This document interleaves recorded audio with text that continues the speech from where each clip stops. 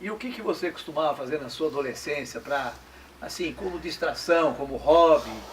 Olha, eu sempre gostei muito de fazer aquele joguinho de futebol com os amigos ali, né, como eu disse, no Esporte Clube Vila Galvão. Sim. Antigamente era um campo de experiências da Bolsa de Mercadoria de São Paulo, da Secretaria de Agricultura. Eu ia lá, gostava muito de andar a cavalo também, que eu tinha um cavalo branco bonito, que era o meu veículo na época. Que bom. Eu ia aqui a Vila Rio de Janeiro com Sidney Marques Molina e alguns outros companheiros, em que nós nos reuníamos e era aquele convívio agradável, Que bom. gostoso. Família Molina tinha com muitas música, raízes, com né? muitas raízes. Na Eu cidade, me né? lembro com muita alegria das nossas reuniões ali na chácara deles, aqui na Vila Rio de Janeiro. Eu morava na curva, ali na entrada da Vila Rio de Janeiro, Que gostoso. na chácara deles. E era esse mais ou menos, além da leitura, né, algumas viagens que eu fazia. Em termos assim então praticamente na sua época havia muita chácara, havia muita. Ainda peguei O essa Guarulhos fase. era ainda muito. Muito campesino, muito agrícola, né? Ainda sei. muito assim. Ainda peguei aquela fase final gostosa das chácaras que tem em Guarulhos. Ali parece que. E o centro da cidade, como é que era lá, Vila Galvão, o centro? Olha, o centro. Como é que era o deslocamento? Era sempre realmente dessa forma rudimentar? Era dessa forma, de charrete a cavalo, uns ônibus poucos que existiam na época aí, né? A pé. Então, o pessoal, o centro de encontro mesmo era ali na Vila Galvão 7 de setembro, 13 de maio, e em Guarulhos, a Dom Pedro, ali com os poli, enfim, a Igreja Matriz de Guarulhos, né, o Colégio Claretiano, do qual fui professor muitos anos, depois da faculdade veio a Faculdade Farias Brito com Enio Queza, e hoje é o MC, o MG, né, Universidade de Guarulhos. Então eu participei como quase fundador. Na sua adolescência, nesses passeios aí campesinos, você chegou a pegar o famoso fute na Dom Pedro, não? Chegou a vir dar umas paqueradas, como a turma fazia? Eu cheguei a pegar o ponto chique, né? Que às vezes o nós íamos ponto tomar um chique. lanchinho, aí atualizávamos a matéria, Maravilha. que era a imprensa oral, né? Aquela boa imprensa da conversa. Grande um ponto contava chique. pro outro, todo mundo se encontrava ali e atualizava a matéria, ficava a par de tudo. Bacana. Era um tempo muito gostoso, em que havia muita camaradagem, muito companheirismo, muita inocência. Sim. E muita verdade também. Né? Que bom. Ô, doutor Fernando, quando o senhor iniciou os seus trabalhos e em que atividade? Olha, na verdade, eu nunca pensei em ir para o magistério, mas aí a minha irmã Virgínia Berzag Cespedes, né, ela já estava estudando o Roberto Carillo, Orivaldo Hernandes Cespedes e outros, num antigo supletivo que havia aqui no Colégio Claretiano, anexo ao Colégio Claretiano. Daí saiu um japonês que era professor de português, e eles precisavam de um professor. Eu estava no colegial, mas já estava, como disse, despertando o meu gosto pelas letras. Sim. E aí eles me fizeram um convite, mas deram um ultimato. Falaram, você, se quiser assumir, tem que ser hoje agora. E eu fui de luto com terno preto mesmo. E aí eu desviei um pouquinho a minha trajetória. Eu fui para o lado das letras, né? Fui fazer lá em Mogi das Cruzes, depois é que veio o direito. Assim que eu comecei a minha trajetória, depois os padres, ali o Claretiano já me convidou para lecionar no ginásio.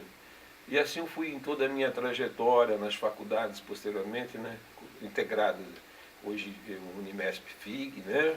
Aqui a Filosofia da Barão de Mauá, Faculdade Integrada de Filosofia. Muito bem.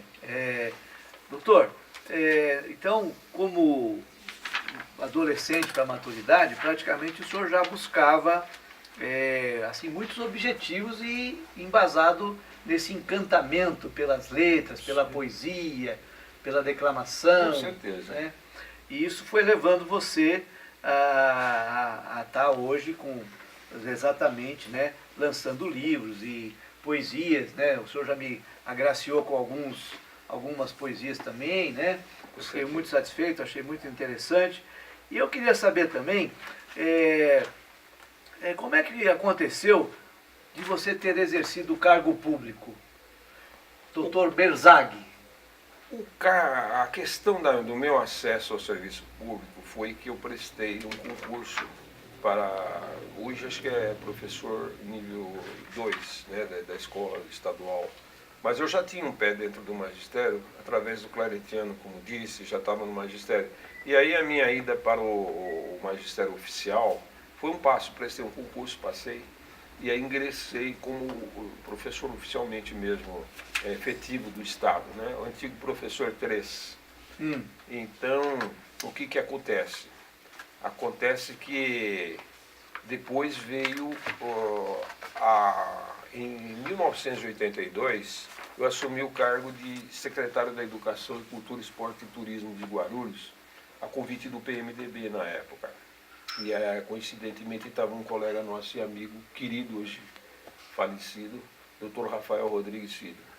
Então nós fizemos uma dupla muito interessante, e aí eu dei continuidade ao magistério. Dei continuidade cuidando da secretaria de 4 pastas em uma. E aí também foi o magistério. Nós criamos uma escola por mês, praticamente sem dinheiro, porque na época não tinha nada, estava muito difícil, as finanças eram muito curtas. Aí eu andava pegando o resto de material nas outras secretarias, o que sobrava, e assim nós construímos uma escola por mês, o Centro Permanente de Artes da Vila Galvão, um centro cultural, que a ideia era associar o lazer à cultura e ao esporte. Não foi o que nós queríamos, mas para a época serviu, e até hoje está servindo, mas é claro que requer uma ampliação maior, melhor. E dentro dessa sua trajetória aí como cargo público, o senhor ressalta, qual o maior legado que o senhor deixou em termos dessa Isso função? foi uma pergunta que eu gostaria muito de responder a você, porque na verdade bastaria isso que nós fizemos aí para justificar a nossa passagem aqui pela Secretaria da Educação por Guarulhos. Uma das coisas mais importantes, eu ressalto 4 eventos, rapidamente. Primeiro, a legalização dos cursos da Secretaria da Educação. Quando eu assumi a Secretaria em 82, eu constatei, Júcio, que os cursos não eram reconhecidos nem autorizados. Já por si, era motivo para eu pegar minha pasta e ir embora, porque eu estava em cima de um barril de pólvora, prestes a explodir. Aí o que eu fiz? Nomeei uma comissão de 10, 12 pessoas, das quais 2 entendiam realmente do assunto. Passamos a trabalhar para homologar os atos anteriores e pôr de pé a parte jurídico-administrativa da Secretaria. Isso foi importantíssimo você falar, porque havia alunos na faculdade cujo diploma básico não estava legalizado. Sim, mano. Segundo, foi ter coordenado a maior manifestação de arte, cultura e educação que já houve aqui na cidade de Guarulhos, o 12ª temporada de arte e cultura, que foi um sucesso total. Era só cultura, se respirava arte e cultura por Guarulhos. Terceiro, ter sido mentor e coordenador do 9º Congresso da Língua Portuguesa de âmbito nacional, considerado o maior deles, em que nós reunimos nessa oportunidade. Tenho tudo registrado, eu tenho os anais, uns 300 participantes de todas as universidades do Brasil, ali na Vila Rosária, Muito bom.